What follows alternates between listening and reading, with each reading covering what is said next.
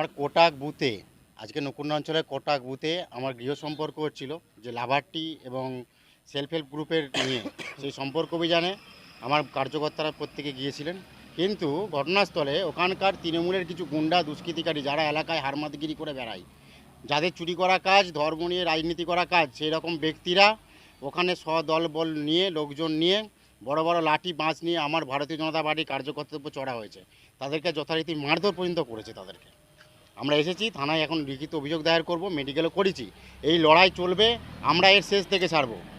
আজ 24 ঘন্টার মধ্যে যদি না পুলিশ তাদেরকে অ্যারেস্ট করে, আমরা কাল থেকে রাস্তায় নামবো। থানা ঘেরাও থেকে শুরু করে এই রাস্তায়, এই গোঘাটের রাজপথে আমরা আন্দোলন শুরু করব। প্রার্থী ঘোষণা হবে সেটা সেন্ট্রাল বুঝবে, রাজ্য চেষ্টা করছে, আমাদের বিষয় নয়। বিষয়টা হচ্ছে লড়াইয়ের জায়গাটা আমরা ঠিক রাখবো। আজকে তৃণমূল এটা করেছে, কালকে গোঘাটের আরও উন্নত জায়গায় করবে। আমাদের আরও 4টে মণ্ডল আছে, এই সভাপতিরা প্রত্যেকে আছে, আমরা প্রত্যেকে আজকে রয়েছি।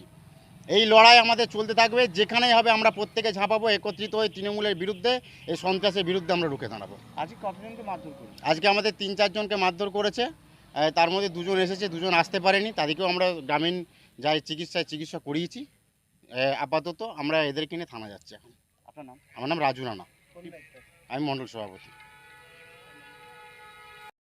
দেখুন, একটা পরিষ্কার কথা, আমরা যেটা জেনেছি বা আমরা খবর নিয়েওছি, সেখানে গ্রামের মানুষ ওই বিজেপি প্রচার করতেছিল, গ্রামের মানুষ তার প্রতিবাদ জানিয়েছে।